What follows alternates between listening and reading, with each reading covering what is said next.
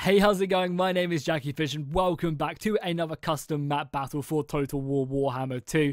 And before we get started, I just want to say a happy Christmas to everyone watching this video. I hope you guys have a really good day. And I just want to say from the bottom of my heart how grateful I am for you guys for all the support we've had this year. We've just grown to 84,000 subscribers, which is absolutely crazy. We'll hopefully be closing in on 100k next year and hit it sometime, mid next year, which is something I'm really looking forward to.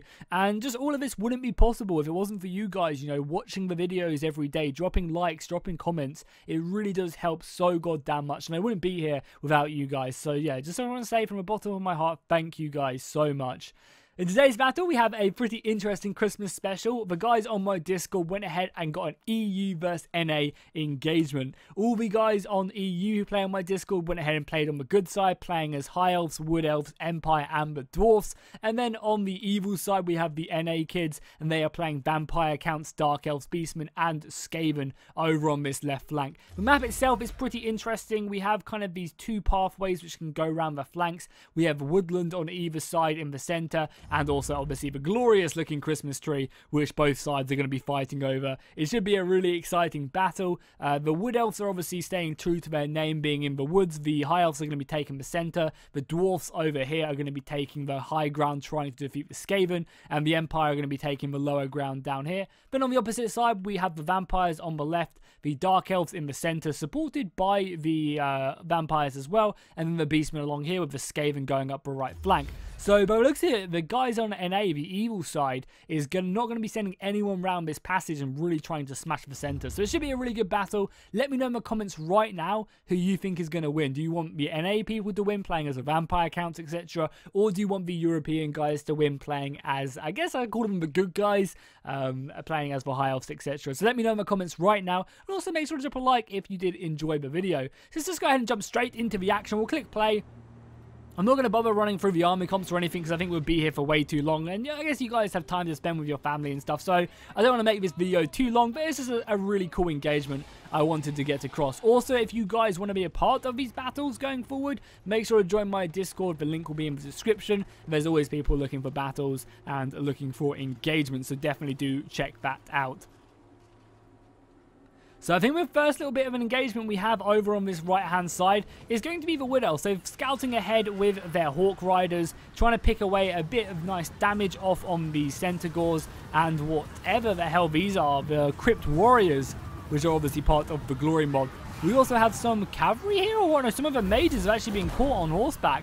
This is not too good, but we also have some of the Asari Shadow Riders. These guys look pretty dope.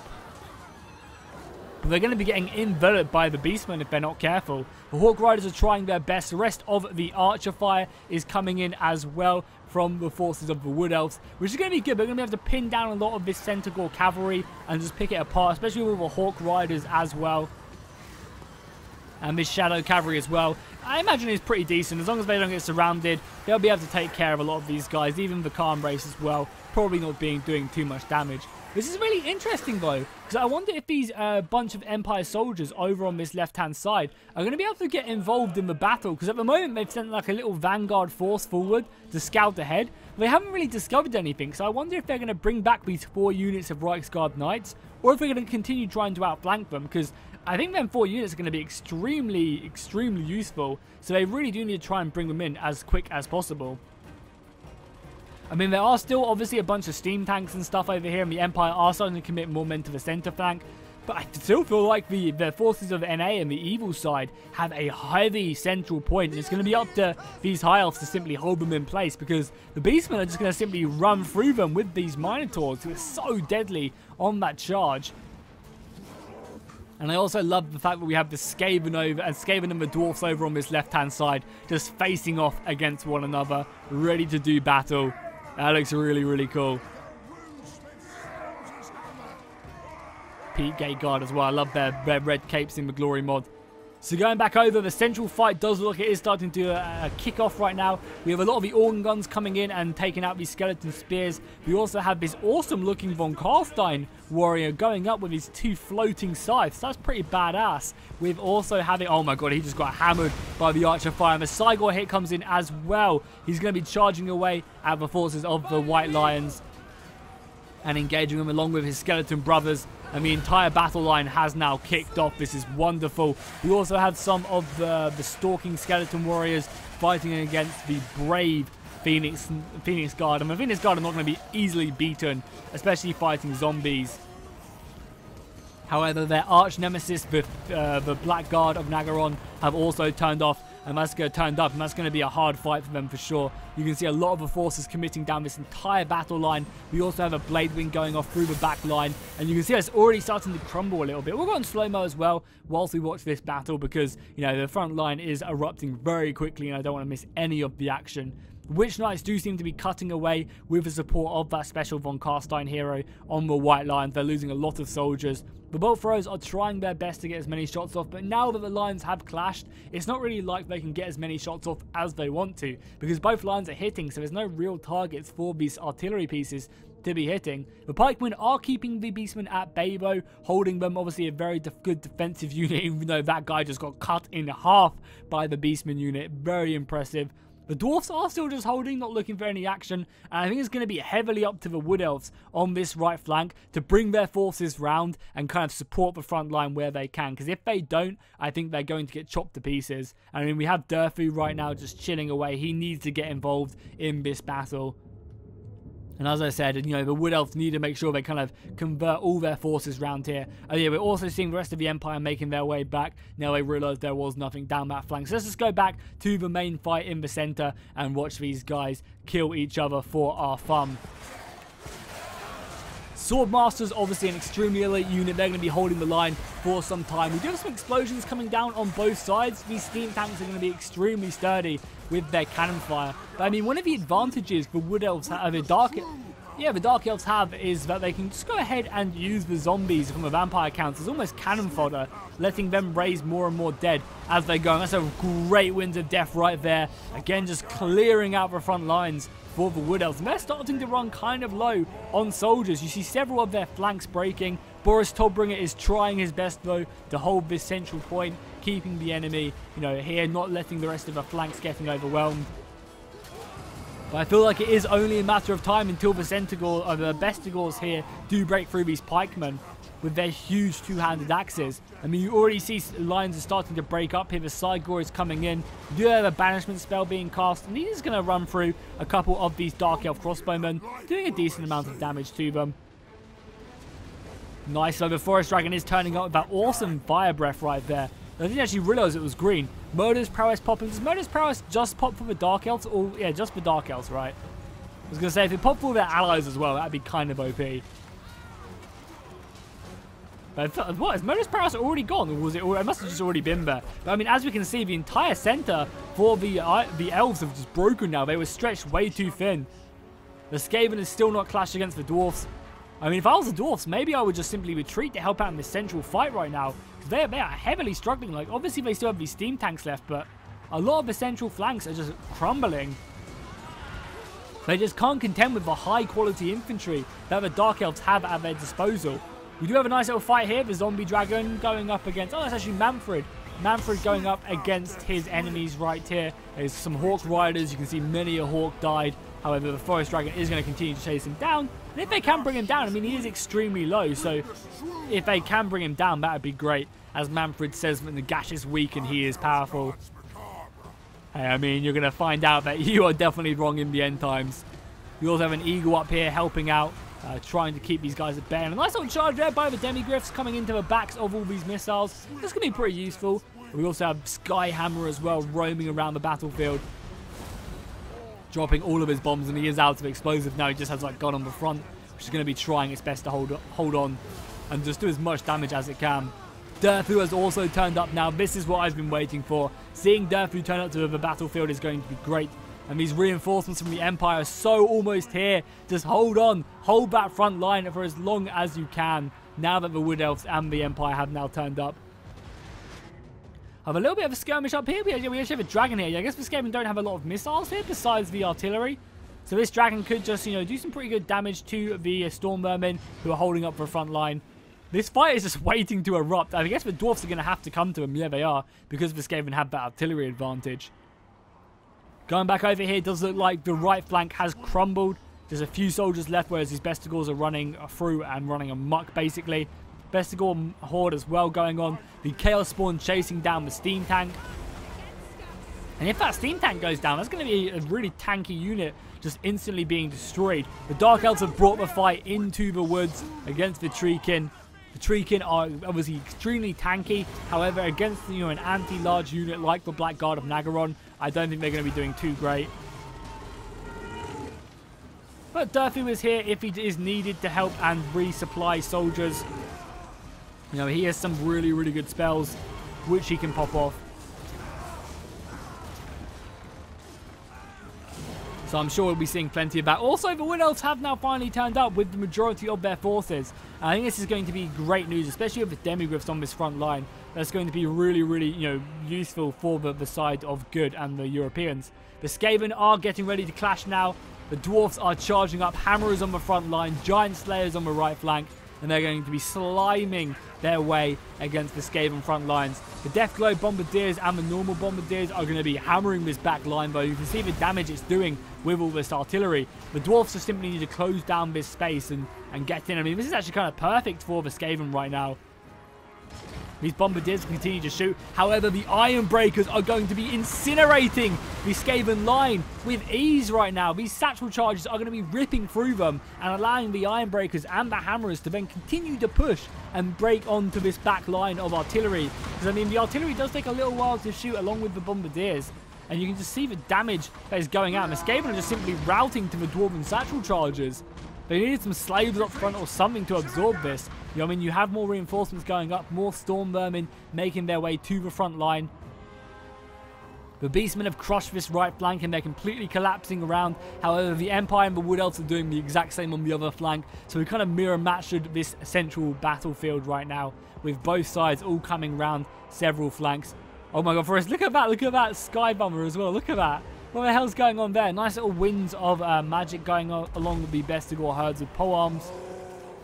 That's going to be doing some good damage. A lot of this Chaos Spawn are simply just waiting. We have a lot of archer fire from the Way Watchers coming in, trying to take down this Sigor. And I honestly don't know who's going to win at the moment. Banter power does look very, very even. I think it's going to be really how much damage the sides take over here. Because in the central flank, it looks very even. So if one side can come out on top on this kind of, this side battlefield, I think that's going to really determine what side is victorious. We actually have Grimbadil, the White Dwarf, this badass in the back lines, killing these Bombardiers, which is really useful. We also have these Giant Slayers as well, and a group of Hammerers breaking their way forward. The elite units fighting away against the Storm Vermin. Very, very intense fight indeed. Some of the missiles are still going in, and this Doom Wheel is causing a nuisance. Now let me know in the comments down below, do Slayers do bonus damage? Like, if the Doom Wheel is classed as large, right? So the Slayers would do bonus damage against that, right? Or a nice little rat attack right here as well. Going to be causing a nice little bit of damage. And a Blade Wind as well. Is Malekith around here? I can't see him, but that Blade Wind is coming out. Good, nice little vortex spells there from the forces of the Skaven. The Quarrelers are almost being pushed back in it.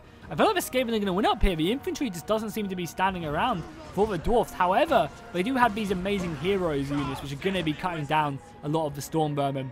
Going back over to the central flank, we can see the Wood Elves are looking like they are coming out on top. The reinforcements we have with the Empire forces, this Luminarch coming in, actually hitting a bit of friendly fire there on the Treekin. But with the Phoenix Guard being a part of this, a lot of the big creatures that the Beastmen and the Forces of Evil have are going to be getting cut down now, especially with this Luminarch as well, hammering away. The Luminarch was always such a cool unit. Like, it looks awesome. I just never really did enough damage with it. I mean, it was so, like, it's like pinpoint accurate as well. And it's actually going to be routing this giant, which is not good news for the NA side. A lot of the Phoenix Guard pushing on. The steam tanks are still remaining.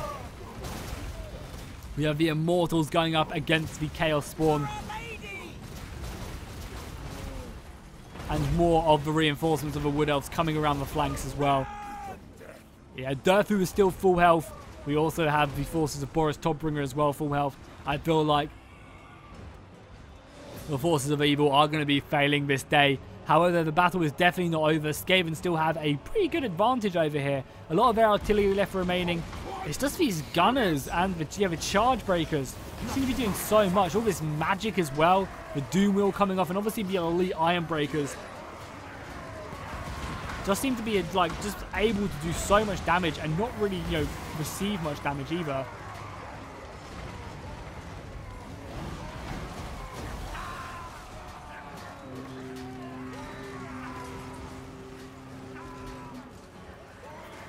More Plagues of Rust coming off from the Skaven. They're not going to go down without a fight. I mean, just looking over as well at the central fight, the amount of dead bodies over here is pretty crazy. There's just a few roaming units left now around this central point. A few like Cygors, which are going to be getting cut down by Boris and his best buddy, Durfu. And, I mean, the balance power is still really even for, like, what they have left. I mean, we do have some of the Asari champions right here. Again, looking really cool. I love their antlers. Again, I guess once these really healthy units start going down, you know, once the Chaos Spawn go down, the Giant, I mean, the Cygor did just die. Once, like, these big monster units start dying, I think the balance of power will really shift in the favor of the good guys.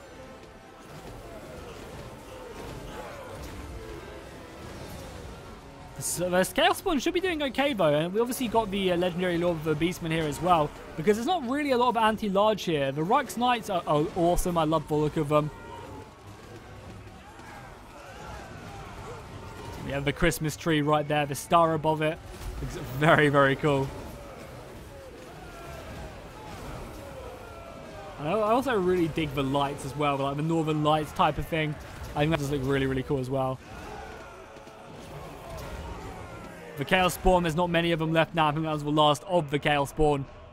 They obviously still have their Legendary Lord there. Besides that, though, what do they even have left? Nothing. The entire battlefield is clear of enemies. There's a few vampire units over. Oh, yeah, we also have this bad boy as well. Comrade von Carstein. And obviously this Lord of Death as well. The Lord of Death looks so badass. Or is there two of them? There's two in one unit? I think there is two in one unit. I mean, these guys look so cool. They're just so much bigger than everyone else. I really dig that. I mean, these Empire forces are going to break. The Dwarfs have broken as well over on his left flank. By the looks of it, yes, they have. So the Dwarfs have actually been able to be broken down here. That Dragonfire was a lot of damage, though. And the Dragon Slayers obviously cannot be routed. So they will be fighting to the bitter end. But the bitter end is definitely going to be failing them. The Dwarfs were beaten on this left flank. But I imagine we'll be seeing Empire forces, you know, Empire Wood Elves and High Elves just roam in here. I mean, Grumpedil is still alive. He's extremely low. One shot will probably take him out, but he is still alive somewhere. We also have this Forest Dragon making its way across. I mean, I imagine once these vampire units do die, then as soon as they do go down, we will see the Skaven just simply rout, especially because of the timer. The Skaven, obviously, once they are kind of very alone, don't seem to do too well. Has Grumpedil died? I think Grumpedil did just die. These sharpshooters are going to be trying their best. Oh no, they're retreating. Just get your shots off. The Treekin are roaming around. I mean, this guy is so low. If they can just roam him down and kill him, then it's going to be over. And Boris Todbringer, I think, is going to be doing the killing blow to him. That was a lot of damage, and he's close to routing. Yeah, there you go. Slaying him. Boris Todbringer is victorious. He's going to be turning around, trying to now kill these Lords of Death as well next. They're going to be slain. I think that's going to be all she right. I think the Skaven are going to also just auto-route from that. You know, there was a lot of Skaven left. They just can't stand whatsoever, and EU were victorious over NA. Now, if you want to change this in future, make sure to join my Discord. The link will be in the description. And a massive thank you to everyone in my Discord. I should say this as well. You guys have been such an amazing Discord, sending me in so many really insane replays. I just can't thank you guys enough. You make my life a million times easier, and you kind of, you know, it's the reason why you guys get so many good replays is because of my Discord. So yeah, massive thank you to them. And hopefully we'll see more of you guys joining in the new year. So, looking at kill-wise, we can see Manfred, 200 kills. Very impressive indeed. Going down to the Skaven forces, their artillery. It's always Skaven artillery which does so well. Dark Elves, you can see Malekith, 58 kills, very nice. And then also we have the Beastmen, 70 kills on their Minotaurs and on their Bestigal Hordes right there. That's not bad whatsoever. Looking on the side of the Forces of Good, we have 120 kills on these heroes. We also have 129 and 200 kills on the Forest Dragon, very nice. Boris, 51 kills with Bright Wizard, 134. And I think the MVP for the Empire were definitely the Steam Tank and the Royal Griffins right there. The Dwarfs themselves, 100 kills here and there, nothing too crazy, but a very, very nice score. And then finally, the Meat Shield, which was the High Elves on the front line, getting 64 kills and 173 on them Swordmasters. Very nice indeed. So hopefully you guys enjoyed this battle. If you did, make sure to drop a like and a comment. I hope everyone has an amazing Christmas all the way through to New Year's. And I'll see you guys next time, and fish out.